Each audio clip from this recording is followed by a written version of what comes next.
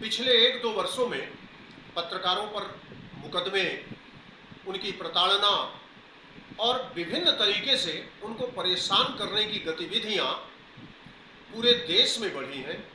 मध्य प्रदेश में ज़्यादातर ऐसी घटनाएं सामने आई हैं। यूपी भी कहीं पीछे नहीं है, बिहार भी इसी श्रृंखला में है। मतलब पत्रकारों की प्रताड़ना का मामला लगातार बढ़ते जा रहा है। इसकी वजह क्या है, इस पर विचार करना आवश्यक है। विचार और कोई नहीं करेगा, विचार पत्रकारों को ही करना पड़ेगा। किसी भी मंच पर जब हमारी बात आती है तो हमें चौथा स्तंभ बता दिया जाता है। हम कहाँ के चौथे स्तंभ हैं, कैसे चौथे स्तंभ हैं और किन बिंदुओं पर हमें चौथा स्तंभ बताया जाता है, आज तक किसी भी वक्ता ने, किसी नेता ने, किसी प्रशासनिक अधिकारी ने, किसी ने भी ये बात स्पष्ट नहीं की कि पत्रकार चौथा स्तंभ है कैसे। जबकि वास्तविकता यह है कि पत्रकार कोई स्तंभ नहीं है, पत्रकार कुछ भी नहीं है। आज समाज की परिस्थितियों में प्रशासन, राजनेता या जो लोग भी देख रहे हैं, पत्रकार को हेय दृष्टि से देख रहे हैं। अन्यथा पत्रकारों की इतनी दुर्दशा ना होती, उनकी इतनी प्रताड़ना ना होती, जीवन यापन के साधनों पर अड़चनें खड़ी हो रही हैं। विपन्नता पत्रकार के सर पर चढ़ चुकी है। इसके बाद भी मुसीबतों का उसका नाता टूट नहीं रहा। आखिर क्या बात है? इन सभी बातों को लेकर हमने पत्रकार कल्याण परिषद का संभागीय अधिवेशन शहडोल में आयोजित किया, जिसमें प्रदेश से आए अनेक पत्रकारों ने पत्रकारों की प्रताड़ना से संबंधित विषय पर विस्तृत चर्चा की।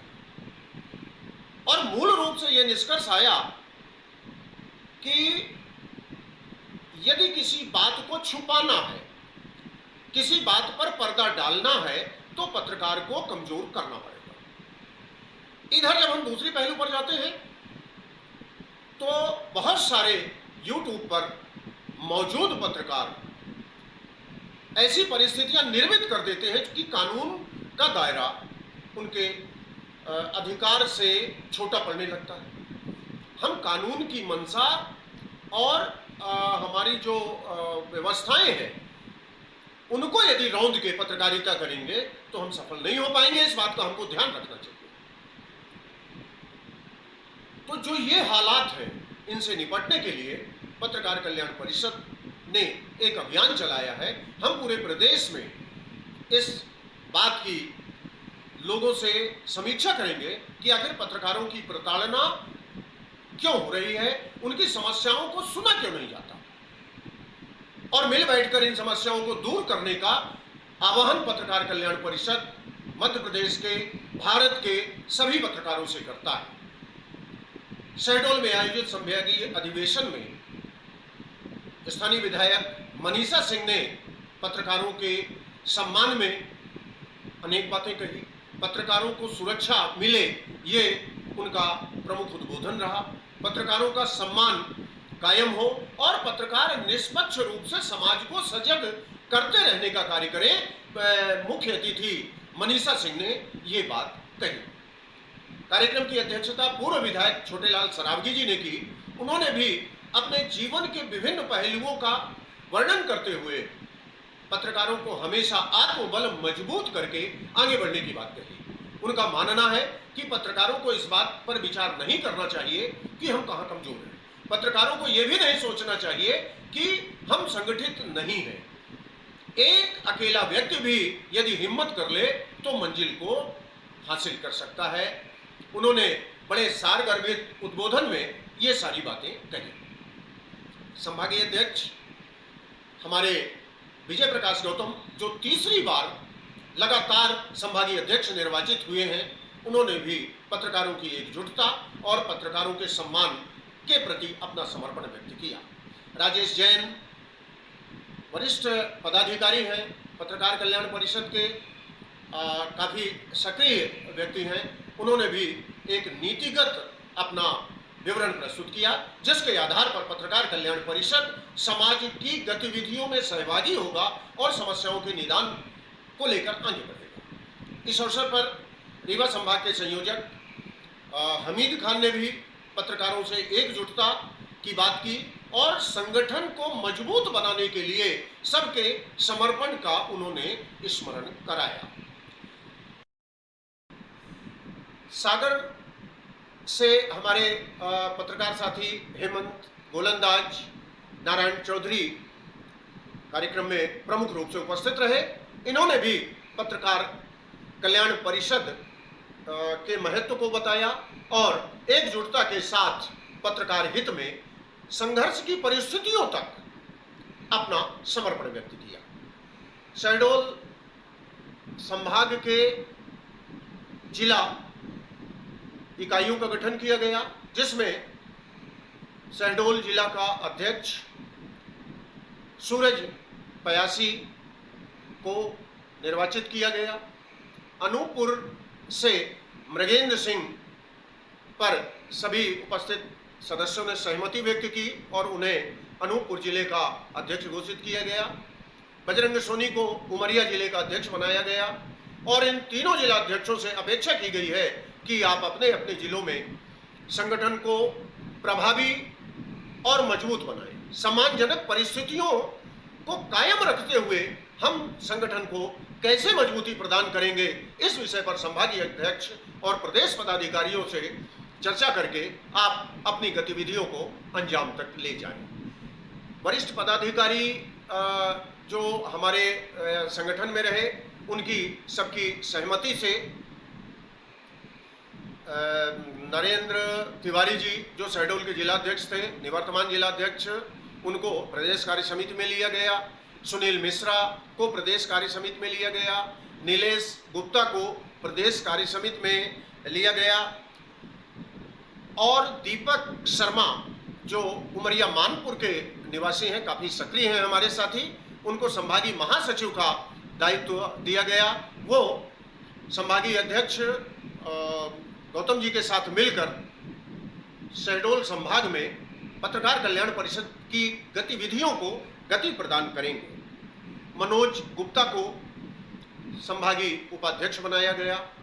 इस तरीके से अनेक अन्य पदाधिकारी भी, व्यवहारी में गुप्ता जी को बनाया गया, मिश्रा जी को मानपुर का बनाया गया। मतलब इस तरीके से छोटी छोटी जगहों में भी ब्लॉक इकाइयां, तहसील इकाइयों का भी गठन किया गया।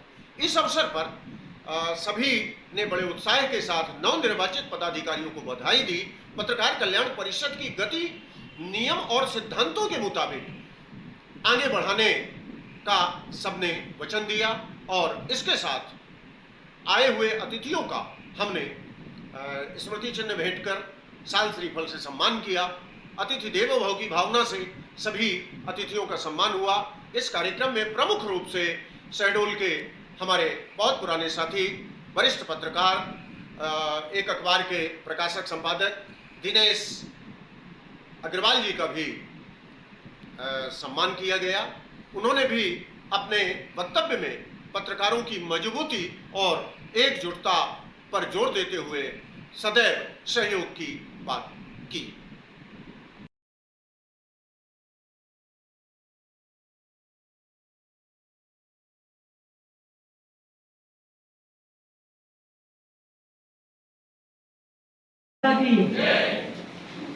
हमारे पत्रकार कल्याण परिषद के इस सम्मान्य मंच में उपस्थित हमारे राष्ट्रीय अध्यक्ष आदरणीय श्री वेदांती त्रिपाठी जी, हमारे बीच उपस्थित हमारे सुहागपुर के पूर्व विधायक परम आदरणीय श्री छोटेलाल सरावगी जी, हमारे बीच उपस्थित हमारे मंच पे सागर से आए हुए आदरणीय श्री जैन साहब, हमारे बीच उपस्थित हमारे शहडोल जिले के पत्रकार परम आदरणीय श्री दिनेश अग्रवाल जी और मंच में उपस्थित हमारे सभी सम्मानीय अतिथिगण और यहाँ पर आए हुए हमारे इस पत्रकार संघ के हमारे सभी जिला पदाधिकारीगण, संभागीय हमारे सभी पत्रकारगण, आप सभी का मैं बहुत बहुत स्वागत, वंदन, अभिनंदन करती हूँ।